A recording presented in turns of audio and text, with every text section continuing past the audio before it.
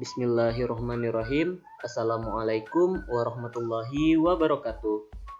Apa kabar soleh-soleha semua? Ustadz harap soleh-soleha dalam keadaan sehat walafiat. Nah, kali ini kita akan belajar mengenai tema 1, indahnya kebersamaan, subtema 3, bersyukur atas keberagaman, pembelajaran ketiga. Nah, sebelum kita memulai pembelajaran, mari luruskan niat kita bahwa kita belajar seraya mengharap ridhanya Allah Subhanahu wa Ta'ala. Mari kita awali pembelajaran dengan membaca doa terlebih dahulu. Berdoa mulai. Berdoa selesai. Nah, soleh-solehah, sebelum memulai pembelajaran kita pada pagi hari ini, siapkan buku dan alat tulis lainnya. Tuliskan hal-hal penting yang Ustadz sampaikan, karena dengan menulis, kita akan lebih mudah mengingat pembelajaran yang telah kita lakukan. Nah, baiklah, kita akan memulai pembelajaran kita pada pagi hari ini mengenai permainan tradisional. Pernahkah soleh-solehah bermain engklek?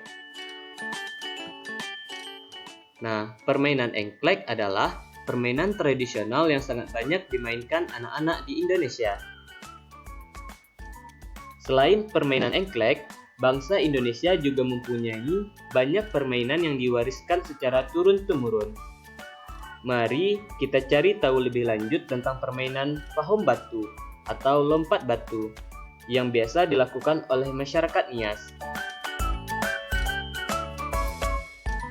Nah, sekarang Ustadz akan menceritakan tentang budaya pahom batu.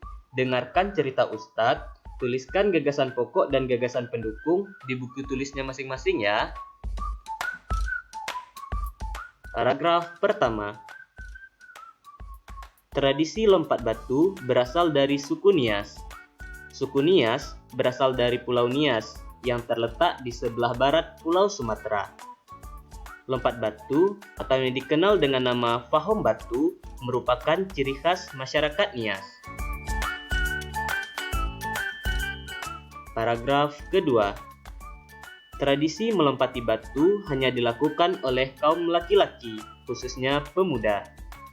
Mereka harus melompati susunan batu setinggi 2 meter dengan ketebalan 40 cm. Tradisi ini bertujuan untuk menunjukkan kekuatan dan ketangkasan para pemuda yang melakukannya. Nah, paragraf ketiga. Seseorang yang berhasil melakukan tradisi ini dianggap hebat, baik bagi dirinya maupun keluarga dan masyarakat di desa itu.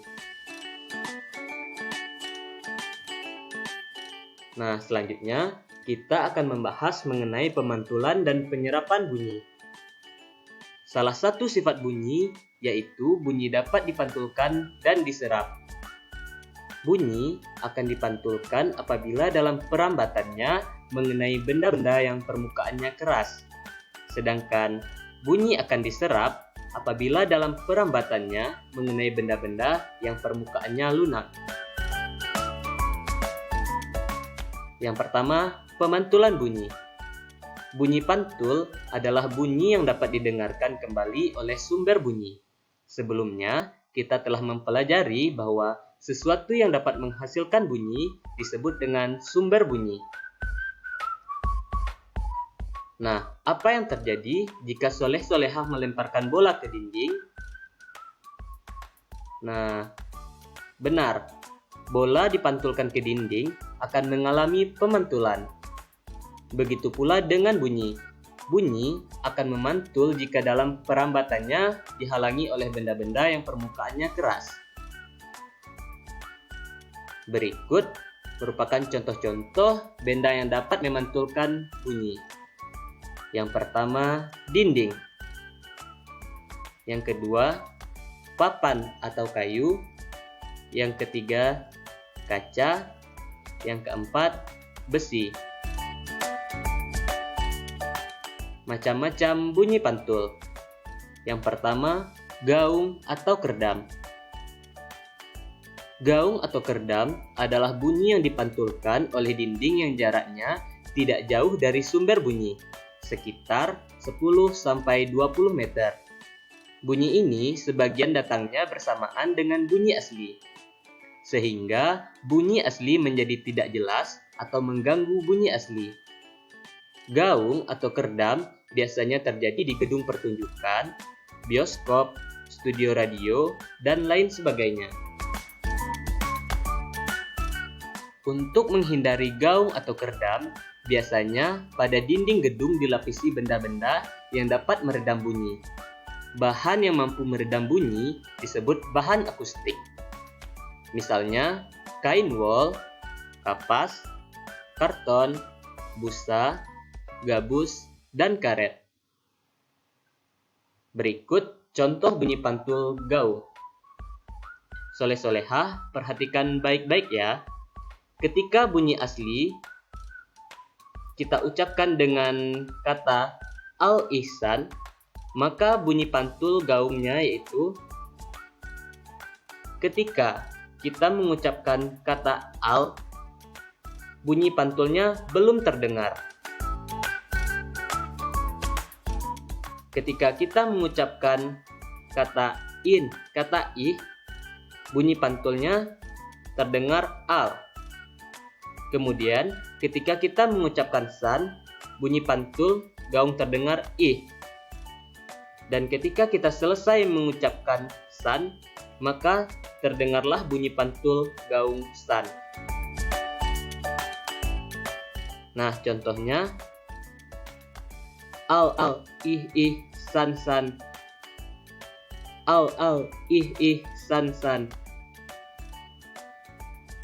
Nah, macam-macam bunyi pantul yang kedua yaitu gema. Gema terjadi karena bunyi dipantulkan oleh dinding yang jaraknya jauh dari sumber bunyi. Jarak dinding pemantul dengan sumber bunyi sangat jauh, sehingga waktu yang digunakan untuk memantul juga lama. Ketika bunyi asli sudah selesai diucapkan, bunyi pantul masih dalam perjalanan. Akibatnya, bunyi pantul terdengar jelas setelah bunyi asli, atau yang kita kenal dengan gema. Gema sering terjadi di gua-gua, lembah, dan bukit-bukit yang jaraknya jauh serta permukaannya keras dan rapat. Gema dapat dimanfaatkan untuk mengukur kedalaman jurang, gua, ataupun laut. Gema terdengar saat jarak antara sumber bunyi dan dinding pantul lebih dari 20 meter. Berikut merupakan contoh bunyi gema. Soleh-solehah, perhatikan baik-baik ya. Ketika bunyi asli al-ihsan, maka bunyi pantul gema terdengar setelah bunyi asli selesai. Contohnya, al-ihsan, al-ihsan, al-ihsan, al-ihsan. Nah, yang kedua, penyerapan bunyi.